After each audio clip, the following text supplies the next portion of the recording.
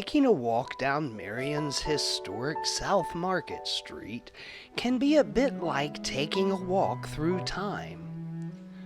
With each passing block, we see homes from many different decades. From a two-story federal-style home with a history dating back to Marion's earliest days, to a brightly painted Victorian with what has to be the most fanciful roofline in town. There is a modest arts and crafts bungalow with a personality as large as its front porch, and next door you'll find a perfect Queen Anne-style home hiding behind a broody primitive facade. In the area where you'll find the oak trees have grown the tallest stands the oldest home among them all, the home known locally as the Willis Allen House. A lawyer, a horseback riding circuit judge, and most notably Marion's first U.S. Congressman, Willis Allen would purchase several parcels of land just south of the young town's city limits. Eventually, the Allen homestead would encompass some 33 acres. Today, that would include the residential areas along South Market Street and beyond. Originally constructed in 1854 in the Italianate style, clues indicate it was German immigrants hired by Allen who utilized hardwood cut on site along with coarse handmade unfired bricks to achieve the home's unique L-shaped floor plan along with its summer kitchen and other outbuildings.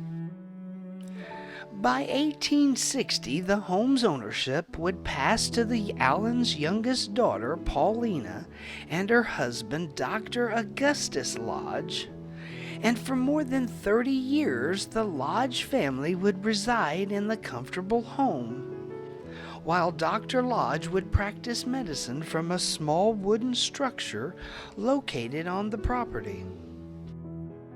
It would be during a 1992 archaeological survey that would reveal the location of Dr. Lodge's medical office, along with several other outbuildings on the property.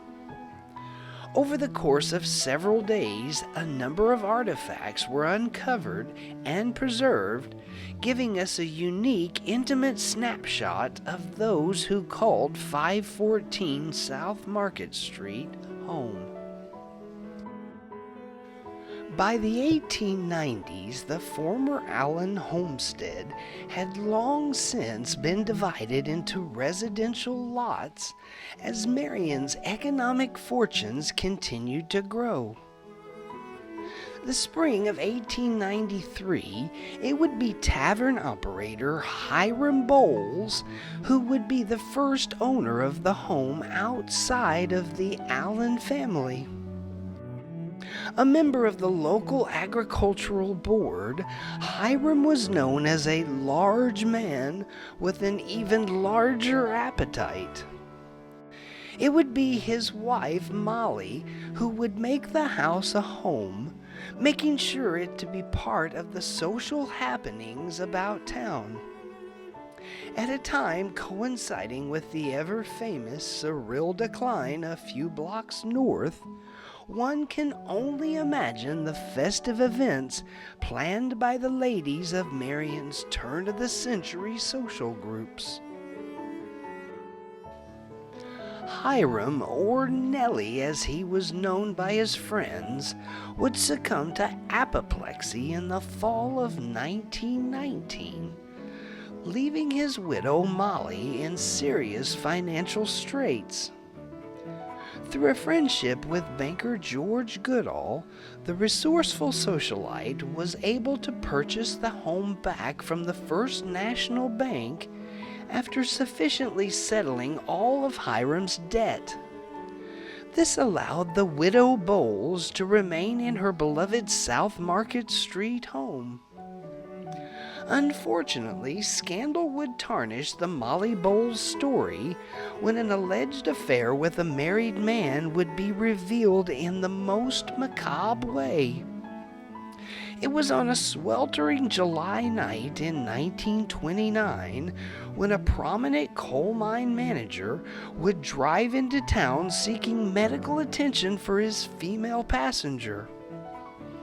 Collapsing due to unknown causes while in the throes of passion with her married lover, the local gossips had a literal field day with the news of Molly's demise. It would be during the depths of the Great Depression of the 1930s when the Allen house would be in its most precarious state. After being inherited by Molly's brother, George Tyner, following her untimely passing, the home had already suffered from years of delayed maintenance and neglect. Sadly, George would pass only a few short years later on June 10, 1936. But not before he and his wife Eliza could be credited with installing the home's first indoor plumbing.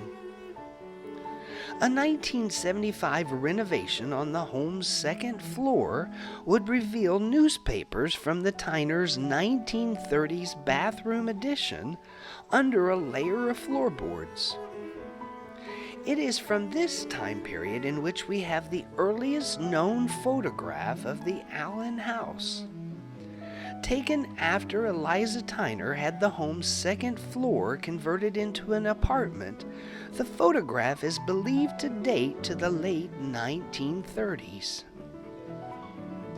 In 1945, good fortune would intervene when new owners Robert and Miriam Moore would save the structure from ruin, along with what was described as hundreds of pounds of vines and overgrowth. Proprietors of a nearby jewelry store located in the ground floor of the hotel state, the Moores were up to the challenge of rescuing the home from its dilapidated condition. In fact, it is the Moores' work that started the trend of preservation and restoration that has continued for close to 80 years and 3 successive owners. In the spring of 1967, the Southern Illinoisan would publish a full-page feature on the historic home and its then current caretakers, James and Laureen Wilson. Through a series of curated photographs, Jim and Laureen documented their signature changes to the Allen house, giving us the earliest known interior photographs of the historic home.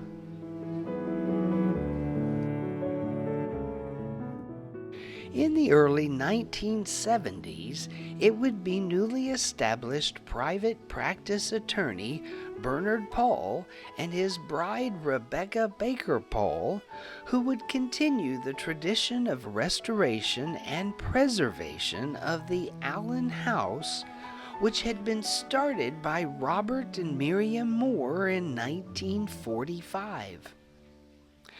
After years of research and documentation, it would be Bernard, or Bernie as known to his family and friends, who would in 1982 see the house as the first structure in Marion to be included on the National Register of Historic Places, an honor prominently displayed on the front of the home today.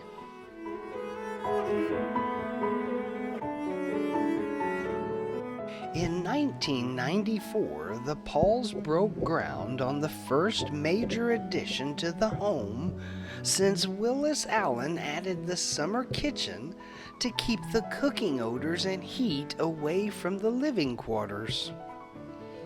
As mentioned previously, the archaeological survey commissioned by the Pauls prior to construction illustrates their level of dedication when it comes to preserving the story of the historic home. And now, through a very special invitation, the Pauls have graciously opened their doors to my camera to share the results of their decades-long passion of preserving the historic 1854 residence.